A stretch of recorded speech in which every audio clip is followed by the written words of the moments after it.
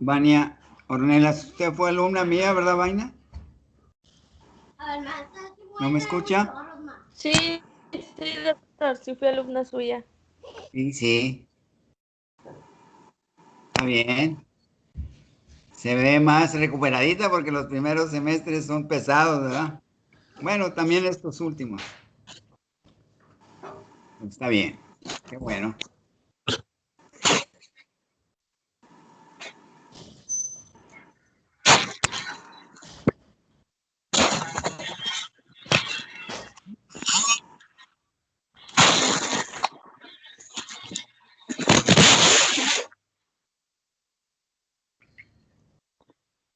Ahí la descripción que hicieron gases en sangre, se acostumbra a decir gases arteriales, porque tenemos que hacer una punción en una arteria y no en una vena para determinar la cantidad de oxígeno, de CO2, de bicarbonato y para saber si está en una alcalosis, si está metiendo más respiraciones de 20, 25, 30 para corregir el pH sanguíneo. Y si está con una disminución de la frecuencia respiratoria, es todo lo contrario, está en una acidosis. Uy, Dios. Bueno, ¿sí me escucha? Muy bien, sígale. Bueno, este es el tratamiento y sus medidas generales, pues establecer de manera inmediata los cuidados generales, control de líquidos, tratamiento de alteraciones electrolíticas y ácido base, conservar permeabilidad de vías respiratorias, tratamiento del edema y la hipertensión intracraneal y control de la crisis convulsiva. ¿Cómo se llama usted? Diana Romero. Ándale, Diana, Esta era la de espéreme, Víctor. Diana, espéreme, vamos a desglosar el porqué del tratamiento, ¿verdad? Establecer de manera inmediata cuidados generales. ¿Cómo? Pues control de líquidos. ¿Por qué? Porque estuvo vomitando o está vomitando, está perdiendo agua, tiene temperatura, está sudando. En los vómitos se pierde el ácido clorhídrico, su pH no es el adecuado. ¿Y qué más? El control de líquidos se restablece, ¿verdad? Generalmente con solución fisiológica o solución salina, dependiendo de las alteraciones electrolíticas. Si falta sodio, pues se da una solución de si está muy deshidratado, una solución de Rigel lactato. Si no, se da una solución fisiológica, ¿verdad? Que reúne los electrolitos porque no está muy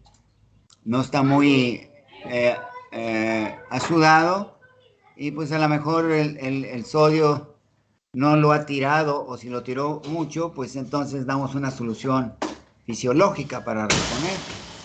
O si está en una acidosis,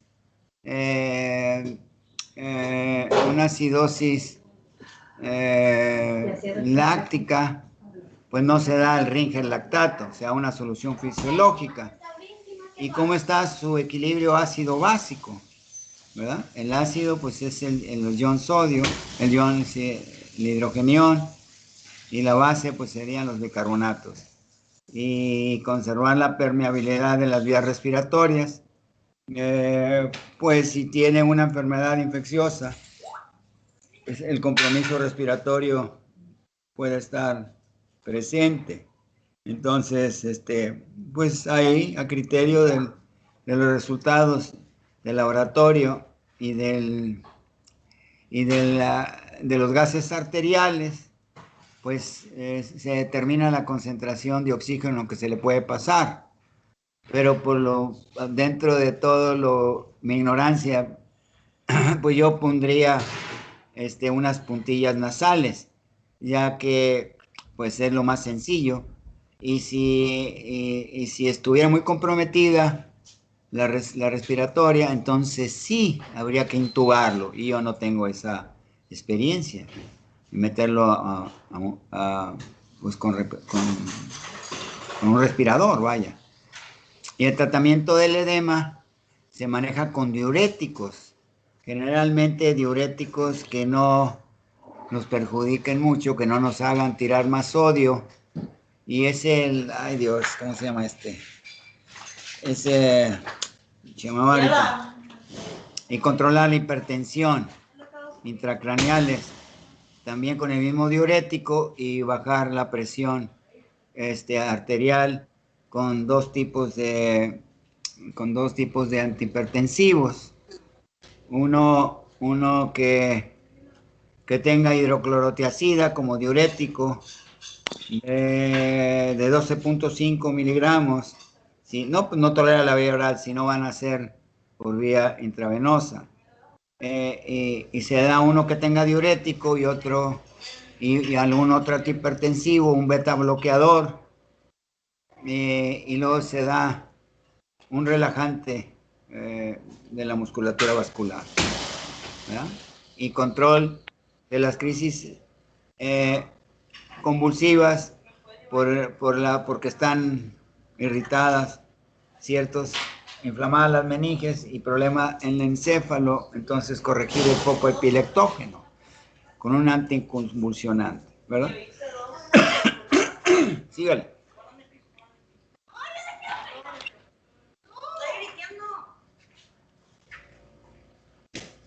Bueno, una vez identificado el agente causal, se puede determinar el tiempo que se recomienda mantener el tratamiento. Y pues aquí dice duración del tratamiento antibiótico de acuerdo al agente etiológico identificado, que es el Streptococcus pneumoniae de 10 a 14 días, la Neisseria meningitis de 5 a 7 días, la influenza E de 7 a 10 días, Agalactia, El y listeria, agalantá y la listeria monocigótica. Ajá, de 14 a 21 días. Ajá. Y los bacilos gram negativos de 21 días también. Aquí, pues empíricamente, porque no sacamos cultivo o no da tiempo, o se llevan días para saber en un antibiograma cuál le va a pegar. Entonces damos un tratamiento empírico, o sea, cuando es empírico no se tiene todas las bases, y cuando es ya un tratamiento adecuado, ya científicamente, pues ya sabemos a través del antibiograma a qué no es resistente, pero así se manejaría. Yo lo manejaría con 2 antibióticos mínimo, o hasta 3 mínimo, que ataque la pared celular o la membrana celular de la bacteria. Otro que le pegara adentro a nivel de los ribosomas 50 o 30, y otro como el metronidazol que le pegara a nivel del núcleo. Así se combinaría. Dígale.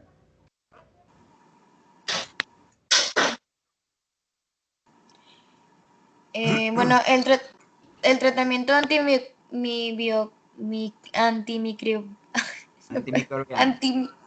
antimicrobiano empírico, pues menor de un mes sería cefotaxima más ampicilina. Y Cefotaxima es una cefalosporina. Es una cefalosporina, me parece, de segunda generación. Yo usaría una de cuarta generación o tercera generación. Ay Dios, se me olvidan, Chihuahua. Una de tercera y una cuarta generación, porque son cefalosporinas, más una amoxicilina con sublaptam, que pocos médicos saben usar la amoxicilina con sublaptam. Todos los manejan con un ácido clavulánico. En algún momento aquí en Reynosa, hace años, había una persona enferma, ahí en Reynosa, o aquí, en la casa de mi otra hija, y batallé. No había un sublaptam, amoxicilina con sublaptam. ¿Por qué no hay? ¿Por qué no? Los médicos no la conocen, no las usan. Qué triste. Y en Benavides, que son las que supuestamente están más surtidas, porque todos usan o todos usamos a veces la amoxicilina con ácido clavulánico, que la amoxicilina pues es una derivada de la penicilina, actúa a nivel de la pared o de la membrana celular, no recuerdo, y el ácido clavulánico es por si salen resistentes, si tienen la beta-lactamasa, que para que pues no se reproduzca. La vancomicina ya son cosas más serias, ¿verdad? Para infecciones se necesita más conocimiento para indicar este medicamento y los efectos que puede tener a nivel de riñón o a nivel de hígado. Y así combinan una cefotaxima con una ceftriaxona, son 2 cefalosporinas, una de segunda y otra de tercera.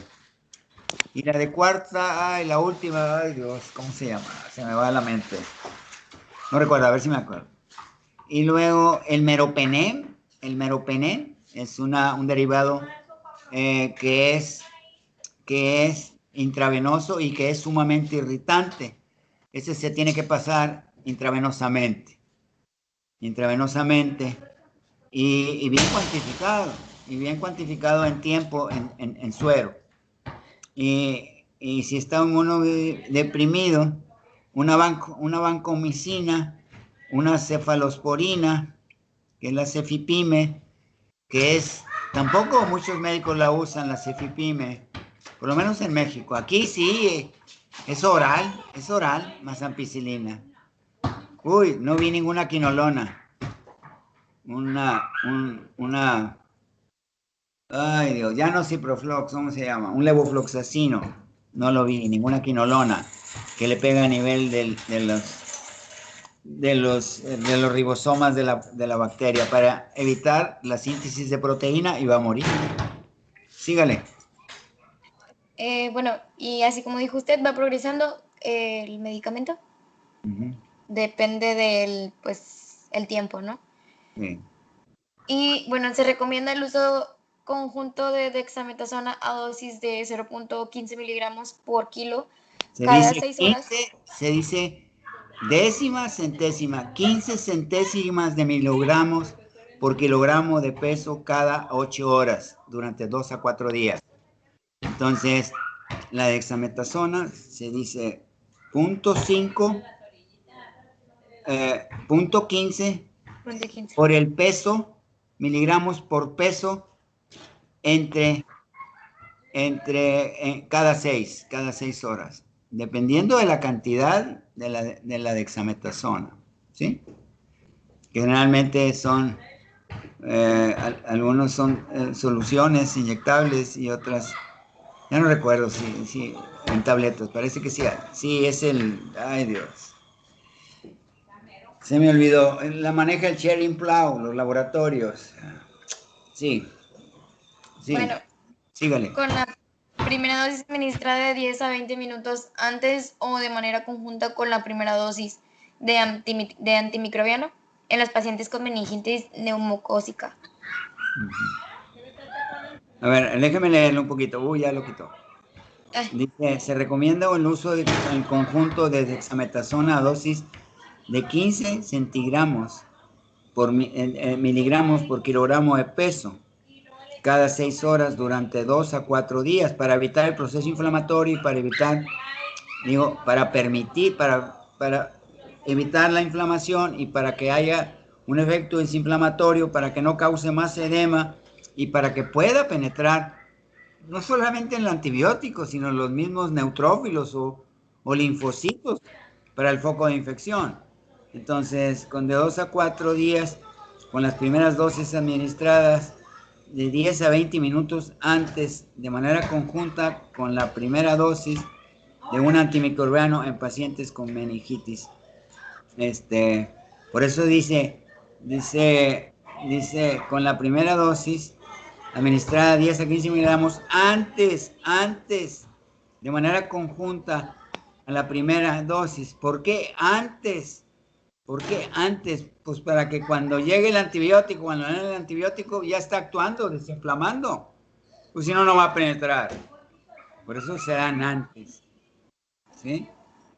Así no se les olvide, los desinflamatorios se dan antes y con buenas dosis, porque si no les bajamos. Y la dexametasona es un esteroide sintético. Uy, tarda 20 y tantos días para eliminar el cuerpo. Uy, se me haría mejor una prendizona, un esteroide propio, que el organismo sí tiene enzimas para degradarlo y se dan cada 8 horas. Y la dexametasona batallan mucho el hígado para desintegrarla.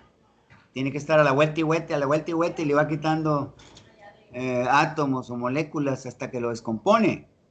Pero se batalla mucho, se batalla mucho. Por eso duran muchos días en circulación. Sígale. Bueno, vamos a hablar sobre la meningitis aséptica. Bueno, esta es la inflamación de las meninges con pleocitosis linfocitaria en el líquido cefalorraquídeo y sin una causa. Toda la celularidad, pleocitosis. Ahí qué bonita figura puso. Ahí vemos el borde inferior de la tercera y borde superior de la cuarta. Primero, antes de que pasamos piel, tejido celular subcutáneo y luego masas musculares del músculo de la masa común, los músculos que se originan a nivel del sacro. Este es el músculo de la masa común, que es un músculo que va desde el sacro, ciertos fascículos hasta cervicales, y es en los fascículos lumbares, lumbares, dorsales y cervicales.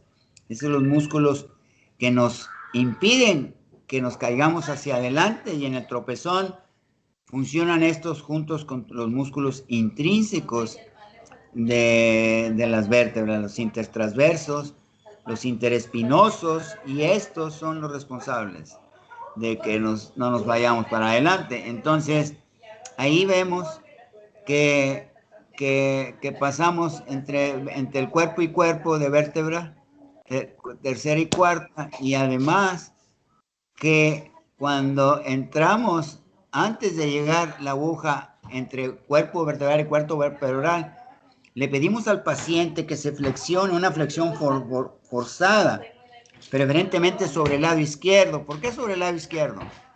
Debe estar en la posición supina flexionada. ¿Por qué por el lado izquierdo y no boca arriba o del lado de la derecha? Alguien sí lo saben, quizás, pero hay que armar las cosas. Bueno, está bien. Es del lado izquierdo. Del lado izquierdo se acuesta el ladeado y se le pide al paciente y se flexione.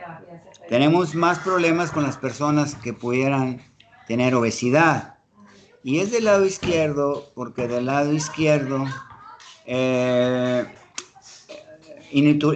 inutilizaríamos hasta cierto punto el pulmón izquierdo.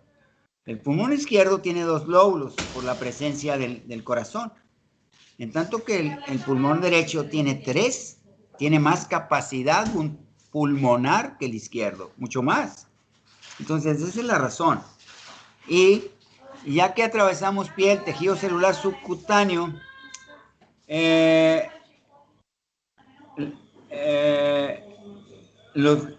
las láminas, que son estructuras que forman parte de las vértebras, toman inserción hacia afuera en las apófisis transversas y hacia adentro entre las apófisis espinosas. La resultante que se le pide flexión es para separar vértebra y vértebra y pasar entre, no tocar el ligamento amarillo porque nos va a topar en hueso. Entonces, por ahí ya vemos la aguja, pero ojalá yo hubiera sido en una secuencia, primero perforando piel y luego tejido celular subcutáneo y luego la aponeurosis de los músculos de la masa común, la aponeurosis posterior y luego la aponeurosis anterior, y luego ya llegaríamos a entre vértebra y vértebra, pasaríamos para no picotear y no topar con los ligamentos amarillos de que unen las apófisis espinosas hacia adentro con las apófisis transversas. Entonces sí, nos dicen en la descripción que se siente un tronido. Pues claro, porque el tronido es que ya perforamos la dura madre. Y luego está el espacio subaracnoideo, el aracnoides, y ya, tronándole poquito más. Y ahí es el nivel de la punción lumbar por la razón de que ya no hay médula ahí. Son puros raíces nerviosas, mielinizadas por las células de Schwann. Y entonces ya no hay lesión medular. En algunos pacientes se puede hacer hasta entre la cuarta y la quinta. Bueno, y sin una causa manifiesta tras efectuar las tinciones y los cultivos habituales. Los virus son su etiología más frecuente, otras pueden tener un origen infeccioso o no. Sus síntomas consisten en fiebre, cefalea y signos meningios. La meningitis aséptica vírica suele remitir espontáneamente y su tratamiento normalmente es sintomático. No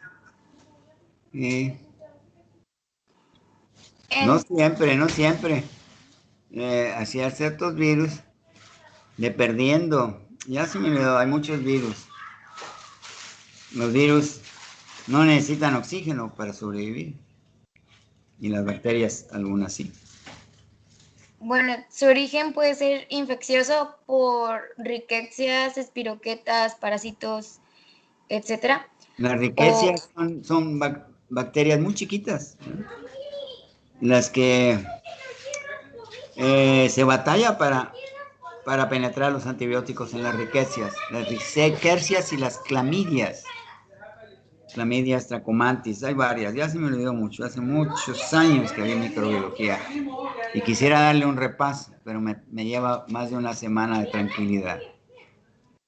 Entonces, las espiroquetas, como la sífilis, cuidado, eso es un alcohol, una bacteria, es un alcohol ácido resistente, es un tirabuzón, la espiroqueta. Se necesitan tratamientos muy severos. Afortunadamente, hasta donde yo leí hace años, todavía las pemprocilinas funcionan muy bien con ellas. No ha mutado, gracias a Dios, la espiroqueta. Pueden mutar a nivel crónico, pero tardan mucho para las mutaciones. ¿Y qué más? Y parásitos, pues pueden ser cisticercos, o pueden ser amibas. Híjoles, una amibiasis cerebral es terrible. Ahí tendríamos que dar el metronidazol. Sígale. También Hay otros medicamentos nuevos que no sé. Sígale. También no pueden ser infecciosos, sino como, por ejemplo, tumores y quistes intracraneales, fármacos o trastornos sistémicos. Los enterovirus, entre ellos los ecovirus y el virus Coxsackie, ocasionan la mayoría de los casos. La meningitis de Mollaret es síndrome correspondiente a una meningitis aséptica recurrente de resolución espontánea caracterizado por la presencia en líquido cefalorraquídeo grandes monocitos atípicos. En el pasado pues fueron considerados como células endoteliales. Tal vez esté originada por el virus herpes simple tipo 2 o por otros tipos de virus. ¿El herpes simple tipo 1 cuál es? ¿El herpes simple 2 cuál es? ¿El herpes simple 3 cuál es? ¿El herpes simple 4 cuál es? El primero es el herpes labial, el segundo es genital, el tercero es la varicela, el cuarto que nos puede producir un carcinoma faríngeo por cambios en las células de la faringe, por supuesto. Dígale. Los virus que causan una encefalitis también suelen producir meningitis aséptica de poca gravedad.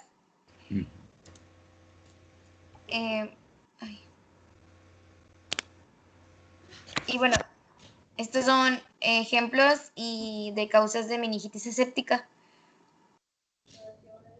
Puede ser bacteriana. Pero aquí Aquí sí quiere ser séptica, es la brucelosis, ¿no? La enfermedad del arañazo de gato, la enfermedad de Whipple, ay, la leptospirosis, la leptospira, uy, ya no me acuerdo, pero es terrible. La enfermedad de Lyme es por la Borrelia burgdorferi. El infogranuloma venereus es de origen sexual, ataque a los hospitales. Y por micoplasmas que parecen hongos, pero son bacterias, y por rickettsia, y por la sífilis, y por la tuberculosis, el bacilo de Koch. Y los múltiples virus, el del sarampión, puede causar una, una encefalitis años después, si lo agarró muy poco porque tuvo una vacuna deficiente. Ángel, Y luego puede haber ¿tengo una ya bendición? sistema nervioso. Sígale. Bueno, estos son los ejemplos, pues ya, pues como los menciona, son muchos, no sé si los quiera que lo lea todo o... Pues yo por ustedes, yo para abrir un poquito el conocimiento, ¿verdad? Bueno, les voy a leer. Es usted, señorita Romero, ¿verdad? Todavía. Sí, Ándele. Entonces, bueno, hay muchos, no, como usted dice. sí, ¿Y qué medicamentos vamos a dar? Infecciones por amibianas.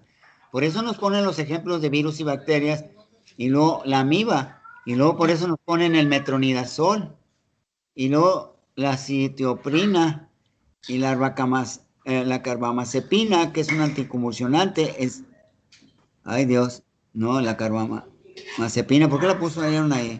no, estos son los tipos de Fármacos. meningitis por fármacos. Sí, sígale, ándele, sí, está bien. Por eso no lo vi, perdóneme. Al no izquierda dice, no, infecciosos, con letra mayúscula. Sí, dicen, son los infecciosos y los no infecciosos. Sí, ándele, Bueno, sí.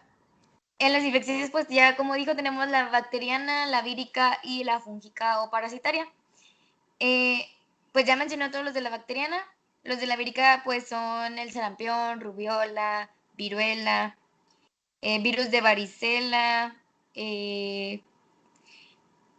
Sí, poli- aquí la más terrible es el sarampión, que puede quedarse latente, y luego en determinados años de la vida, 10, 15 años después, de repente produce una reacción autoinmune, una esclerosis, una destrucción del cerebro. Lenta. Sígale. también pues infección por VIH, herpes simple, infecciones por citomegalovirus, hepatitis infecciosa, mononucleosis, coriomeningitis, linfocitaria y encefalitis de San Luis. Y pues en la fúngica y parasitaria pues hay infección amebiana. La encefalitis de San Luis, ay Dios, es un hongo, me parece. Ay Dios. No, no es cierto, no es cierto. No, olvídese. Sí, la estaba confundiendo con el que es un hongo que está en California, México y en Estados Unidos. Del Valle de San Andrés. Sígale. Bueno, en la parasitaria también están las criptococosis, paludismo, El paludismo son protozoarios.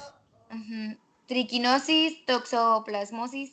Y pues en los no infecciosos están los fármacos, la enfermedad meningia, la enfermedad parameningia y reacción a las inyecciones intratecales y reacciones a las vacunas. Dentro del sistema nervioso, intratectales, ¿sí? Intratectales a nivel de los ventrículos laterales. Sígale. Bueno, en los fármacos está la azatioprina. Azatioprina, pero ese es un fármaco, la azatioprina es para, ay Dios, es para el sistema inmune. Sí, enfermedades autoinmunitarias, la azatioprina. Sígale. Carbamazepina, ciprofloxacino, arabinócido de citocina, Sí. inmunoglobulina, Inmunoglobulina son anticuerpos. Ajá. Sí, monoclonal de CD3. No sé. AN, Sí. ¿Y qué más? penicilina, fenazopiridina, ranitidina, Ranitidina. sí, dice ranitidina. Y sulfameta. Nos puede hacer una reacción autoinmune. Dios de mi vida. Y yo receté muy poco la ranitidina. En primer lugar, porque siempre trabajé en las cruces y con gente pobre a nivel consultorio. Siempre, pues no, pues les daba un antiácido y omeprazol y por supuesto la dieta, no chile, no grasas, no especies, pero pues la ranitidina, pues para parar la secreción de la hormona gastrina por las células del antro y por la porción proximal del duodeno. Estimulan la gastrina, estimula las células eh, parietales para la secreción de ácido clorhídrico. Entonces, esa es como actúa la ranitidina, que ya la suspendieron y a la famotidina no le han encontrado un efecto teratógeno, como es la ranitidina que produce cánceres. Y aquí aquí en el sistema nervioso hiciera una reacción autoinmune. Sígale. En enfermedad meningia, pues está el síndrome de Behçet y ¿Ves? con participación neurológica. Invasión hacia el líquido cefalorraquídeo de un carcinoma epidermoide intracraneal o de un craneofaringioma. Cráneo Leucemia, faríngeo. Es un tumor de alguna alteración embriológica, craneofaringioma. Sí, sígale. leucemia meningia, meningitis neoplásica y sarcoidosis. Sarcoidosis, sí. Enfermedad parameningia es pues tumor cerebral, sinusitis u otitis crónica, esclerosis múltiple y accidente cerebrovascular. Sí, ya no se dice accidente, se dicen eventos cerebrovasculares. Cerebrovascular, sí. No, yo se lo corrijo porque es mi trabajo, me gusta hacerlo bien, me gusta transmitir el conocimiento, pero no me gusta chicotear a la gente. Sígale. En reacción a las inyecciones intratecales es el aire, antibióticos, quimioterápicos, anestésicos medulares, yofendilato y otros colorantes. En reacciones a las vacunas, pues serían sobre todo antitosferínica, antirrábica y Variolítica. Y en otros, pues sería el plomo y meningitis de molares. Intoxicaciones por plomo. Sí, sígale. Se llama saturnismo. La intoxicación por plomo se llama saturnismo. Bueno, Afectan a los glóbulos rojos. Se van a los glóbulos rojos y toman la función del fierro, pues se muere la gente. Se va a morir. Hasta que se acaben, aunque todo el plomo no se va a acabar, no lo va a eliminar. Pero el hierro es el que usa, que es otro metal que tiene que para captar el oxígeno debe estar en forma ferrosa, sea reducida con 2 radicales positivos. Y porque cuando se hace férrico ya tiene otra valencia más, 3 valencias positivas y ya no es posible que suelte el hidrógeno a nivel de los tejidos. Sígale. Bueno, asimismo, hay bacterias capaces de provocar meningitis aséptica. Se trata de las espiretas, en la sífilis, la enfermedad de Lyme o Lyme Leptospirosis. y las riquecias en el tifus, rickettsiosis exantemática de las montañas liosas o las erliquiosis. Sí.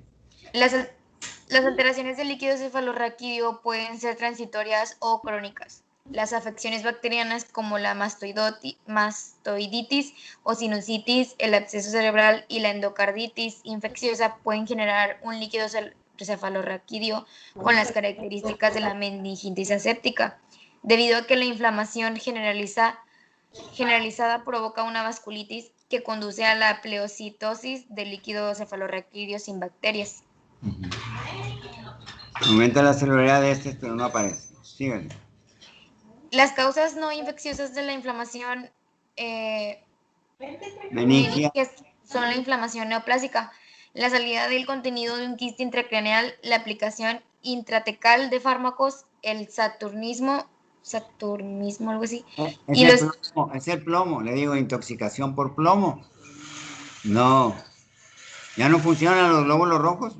Claro, se van minando, se van acabando. Compiten con el hierro. Y se meten en el lugar del hierro, pues ¿cuál oxígeno va a transportar el hierro? El plomo, perdón. Sígale. Y los medios radioopacos.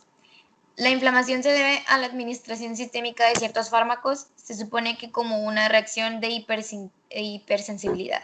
Sí. Los Les voy a encargar, como cultura general, que busquen la clasificación de GEL, GWL y COMS, COOMBS. MBS. Porque es B grande, no voy a decir como la competencia de la medicina. ¿Cómo se llama? UMB. Oye, ¿qué? Universidad del Valle de México. La VM, párate VM, es VM, porque las letras solas en el alfabeto tienen una pronunciación, y así decimos AB. Algunas adquieren lo mismo, con una vocal, pero otras no. La V se dice, la V chica se dice V, es labio dental, pego el labio en los dientes. Y dicen, Universidad del Valle de México, estudia en la UVM, pues, oye, pues ni sabes escribir tus siglas y estás rebundando. Y hay una cadena murosa también, la MVS, en vez de VS. Es una cadena que surge en el sexenio pasado, gracias a las maniobras estúpidas de Peña Nieto, la reforma, que ahorita tenemos infinidad de medios de comunicación, sí, más competencia, pero más mentiras nos echan. Si antes nomás Televiscas y TV Azteca nos mentían, ahora nos mienten más y tienen más injerencias sobre la vida interna de nuestro México y de nuestras decisiones de gobierno y de nuestras operaciones de comercio mundial. Y más empresas extranjeras van a saquear a México. Y esas MBS, escúchenlo a las 6 de la mañana a José Cárdenas. No a José, a Luis Cárdenas. Vean a las 6 de la mañana y crucifica todos los días a Morena. Claro, ahora está cometiendo errores. Pero híjoles, esos se hicieron millonarios en los gobiernos de Peña Nieto, del panadero, el que quiso un avión de millones. Ay, sí, Calderón de mierda. Miles de millones de dólares se gastaron y se deben porque al maricón no quería andar en un avión particular o en un jet de ejecutivo. No, todo un avionzote para meter 4 o 5 viejas y tome todos. Un Boeing 737. Pues su madre, todavía no se vende. Esos son los panamierdas, chinga. ¿Y por qué me sigo para atrás? Dígale. Bueno, los productos causales más frecuentes como de fármacos son los AINE, en especial ibuprofeno, los antimicrobianos, sobre todo las sulfamidas, y los moduladores inmunitarios, por ejemplo, las inmunoglobulinas 4 y los anticuerpos monoclonales o OK3. Sí, son medicamentos muy nuevos y la ciclosporina para enfermedades autoinmunes. Y las vacunas. Y la vacuna. Muy bien, muy bien. Los signos y síntomas de esta sería, pues, un síndrome se produce por pseudo es un prefijo que quiere decir falso o incierto. Pseudourical, que parece una gripa, pero no. Empieza a producirse por ahí y, pues, como dice usted, no es. Y luego es la fiebre y la cefalea. Sus signos serían el líquido cefalorraquídeo con aspecto claro, pero con pleocitosis linfocitaria, y la inflamación de las leptomeninges, que es la piedra madre y la dura madre. Muy bien. Los signos meningios son menos acusados que en la meningitis bacteriana aguda y aparecen con mayor lentitud. En general, los pacientes no se encuentran en estado crítico, pueden predominar los síntomas sistémicos o inespecíficos, no hay síntomas neurológicos focales. Los pacientes con inflamación meningia no infecciosa o infecciosa a menudo permanecen afebriles. Sobre todo si están débiles. Un paciente que tiene su sistema inmune, sobre todo que es parte del sistema inflamatorio, hay una cascada que debieron de haber visto en inmunología, que se inicia a partir del ácido araquidónico, que es un ácido de 20 carbonos, ¿verdad? Y se empieza a descomponer y luego nos dan, ay Dios, se me fue, me tardé tanto, los leucotrienos 1 y los leucotrienos 2, ¿verdad? Y es toda una cascada del proceso inflamatorio. Entonces, a veces gentes muy debilitadas no tienen estos procesos de inflamación, no paran la inflamación. La inflamación hay que pararla poco al principio, pero ya después no tanto, porque no penetran nuestras defensas ni los antibióticos para resolver el proceso infeccioso.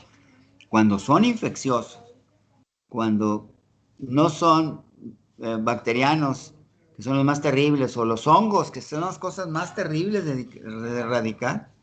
Los cisticercos, pues no, pues le podemos dar metronidazol y otros medicamentos nuevos que desconozco. Pero antes se trataban con metronidazol. O se abre una cirugía y se saca el cisticerco y se acabó. Pero un hongo, no. Un hongo es terrible. Sígale.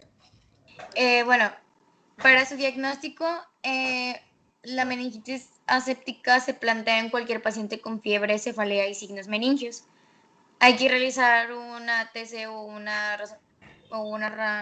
resonancia magnética. Una resonancia magnética nuclear. Pero digo usted una palabra muy significativa. Signos meningios. Y por la pura clínica, y estando usted haciendo su servicio social, y ojalá y la hagan todas y todos en un centro comunitario, no como le tocó a mi hija, a 50 kilómetros de la cabecera municipal, a 2,5 kilómetros de la carretera, ¿verdad? Porque le ganaron la plaza, por cuestiones políticas y por dinero, porque mi hija tenía el promedio para hacerlo en un hospital de Galeana, Nuevo León, y le ganaron la plaza.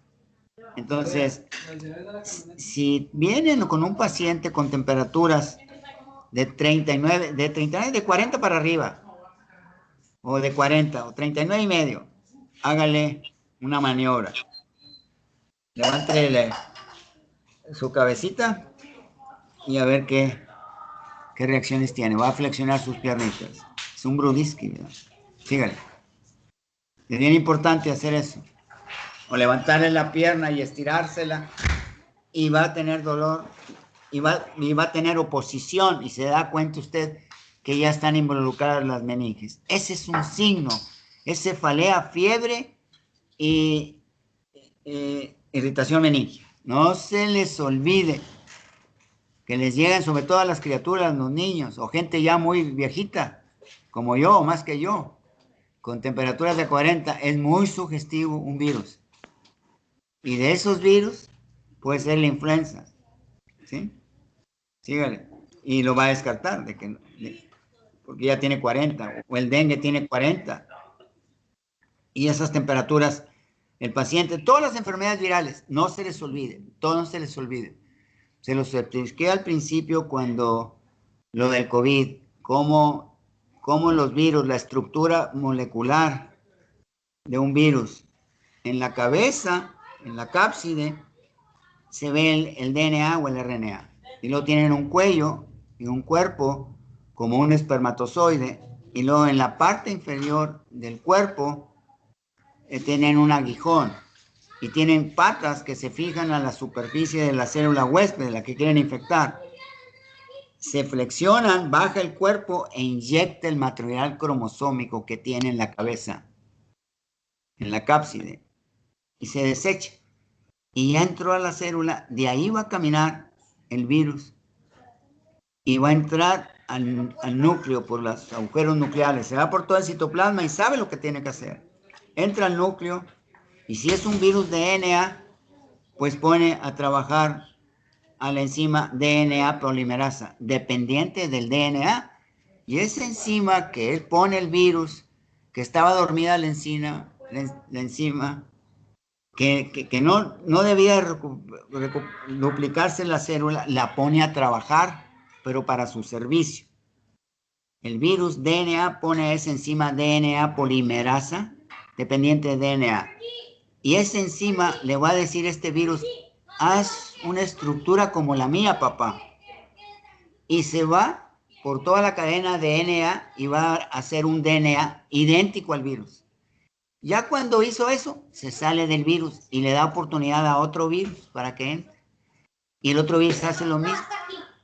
Sale esa cadena de DNA o de RNA al ribosoma, en donde están los ribosomas 30 o 40 de la especie humana, en las células, se fija el extremo anterior de ese DNA o de RNA y lleva 3 bases adelante, que se llaman el codón. Se va a fijar con el anticodón, con 3 bases, porque ya trae toda la información por medio de la enzima RNA polimerasa. Y entonces se activa el codón con el anticodón y ahí inicia la síntesis de proteínas. Y el RNA de transferencia que estaba echándose una caguama ahí en el citoplasma, le dijo, órale, ponte a trabajar, ya vente el botecito. Y tráeme todos los aminoácidos, tráeme alanina, tráeme histidina, tráeme prolina, tráeme leucina, tráeme isolicina. Y así pone a trabajar la síntesis de cubierta, porque el virus, la cadena viene encuerada, viene sin cubiertas. Y empieza a formar toda la estructura externa del virus. Cuando la tiene ya hecha, se mete y se encierra en la cabeza el virus. Y ahí se queda en el citoplasma. Y luego llega otro. Eso se llama periodo de incubación. El virus del COVID tiene 5 días de incubación. Quiere decir que en 5 días se está llenando la célula hasta que la revienta. Y ahí empieza la viremia. Entonces, ¿cómo vamos a controlar si nos han dicho mentiras en todo el mundo, en Estados Unidos, Inglaterra, por cuestiones económicas? ¿Qué fregados te van a dar incapacidad? ¿Qué fregados van a parar las industrias? Entonces, ¿cómo vamos a controlar una pandemia que se regó por el comercio y por los aviones, más por los barcos y las mercancías que llegaron a puerto de chinos infectados? Y que un barco de China hasta la costa este, hasta San Francisco, y lo digo porque mis hijas trabajan en comercio internacional, compañías japonesas aquí en Reynosa, Calamaquila, tarda un mes para llegar. Y en ese mes, muchos marineros los aventaron al agua. Y otros jóvenes pues resistieron, pero bajaron a puerto, les permitieron bajar a puerto a surtir comida, a comer, a tomar, y ahí desparramaron todo. Y las mercancías que no sanitizaron, ahí se quedó. ¿Por qué? Porque tienen ciertos días en que puede sobrevivir el virus. Y en la distribución y gente enferma, ¿cómo les llaman a los que descargan los barcos? Estribadores, bien cansados. Y para seguir trabajando, se echan unas cervezas y seguirle otra, pues bien, el sistema inmune bien débiles. Y todo manipulado, pues les pegó el virus, papá y mamá. Y empezó a distribuirse esto, porque nunca nos dijeron el periodo de incubación. Yo lo supe primero por los futboleros, por los clubes de los futboleros, porque hay mucho dinero detrás. Por eso hacían las cuarentenas. Oye, te hicimos la prueba de COVID, no. 7 a 15 días vas a estar sin venir. ¿Y cuándo demonios nos han dicho el periodo de incubación? Y si yo quiero hacer un pronóstico para esta pandemia, y si el paciente me llega el día, se reventó el día 5, y el día 6 se la pasó, el 7 y el 8 ya anda bien malo. Pero desde el día 5 anda infectando gente. Y a mí me llega el día 8. Para yo hacer una historia clínica bien y poner un cerco sanitario, a ver, dime dónde anduviste 7, 8 días atrás, papá. Porque ahí agarraste este murero. Y hasta ahorita vienes. Entonces, ¿cómo pudimos controlar esto? Si la ONU la criticaron aquí, se salió Estados Unidos de la ONU por la lana. Y en México, pues por estar pegado en las maquilas, pues se fue para allá. Y eso es lo que no dicen los estúpidos de VS, no dice, ni todos. Le están echando a culpa al orador que no va a manejar la pandemia. Pues ¿quién chingo la va a manejar, güey? Si ni aquí, que tienen todo, güey. Allá no hay una resonancia en toda Reynosa. No hay. O privado. ¿Cómo vas a controlar? Si esta enfermedad no se transmite aritméticamente de 2 en 2 por la tabla del 2 o por la tabla del 3 o por la tabla ya no del 10, base logarítmica. ¿A cuántos no infecta una persona que va al trabajo o se sube en un camión o va al cine? ¿Cuántos se infectó en un día? Ni logarítmicamente en potencias de 10 podemos decir cuántos se infectan. Entonces, estamos viviendo esas consecuencias. Sígale. Bueno, antes de realizar el TAC o la resonancia, se tiene que, antes de hacer una punción lumbar, más bien se tiene que hacer estos estudios, que es el TAC o la resonancia. La proteína C reactiva para Se marca el nivel piensa, inflamatorio. Y ya tienen muchos, los médicos, los infectólogos y los médicos intensivistas, tienen todo este conocimiento. Son los que llegan a las últimas consecuencias, los infectólogos y el neurointensivismo, que hay que se especializan en pero todos van a dar a cuidados intensivos. Ahí están todos los del COVID en cuidados intensivos. Los médicos intensivistas. Mi hija es urgencióloga y médico intensivista. ¿Y cuántos intensivistas hay en Reynosa? Sí. Sígale. Bueno, por eso estudien, las quiero y los quiero con una especialidad. Tienen que hacer la diferencia ustedes, esta generación que está luchando con todo, desde lo económico, de la inseguridad, desde el conocimiento es muy intensivo. Por eso las y los interrumpo, para abrirles los ojos en otras materias. Sígale.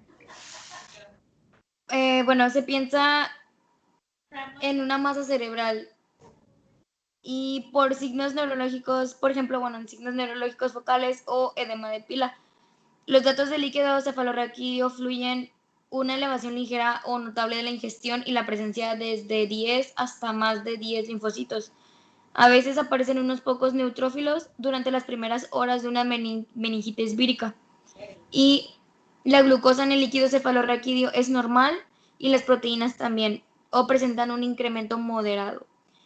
Como ya se dijo, bueno, pues sus estudios a realizar sería la PCR, el TAC y la resonancia magnética para su diagnóstico más que nada. Y el diagnóstico de la meningitis de Mollaret se efectúa mediante el estudio del ADN del virus herpes simple de tipo 2 por la PCR de líquido cefalorraquídeo. A un hermano mío lo mató el herpes simple tipo 3. Muy sugestivo porque lo vi. Él murió en Monterrey. Lo vi. Se bajó sus sistemas de defensas. Y él tenía el virus de la varicela en el ganglio oftálmico, en el ganglio de Gassel, en la rama del ganglio oftálmico. Y quedó desfigurada su cara. Ya no pudo abrir los ojos por el proceso inflamatorio. Yo me supe ya cuando había fallecido. Mi hermano vivía solo y lo descuidaron, pues una hermana y dos hermanas y un hermano.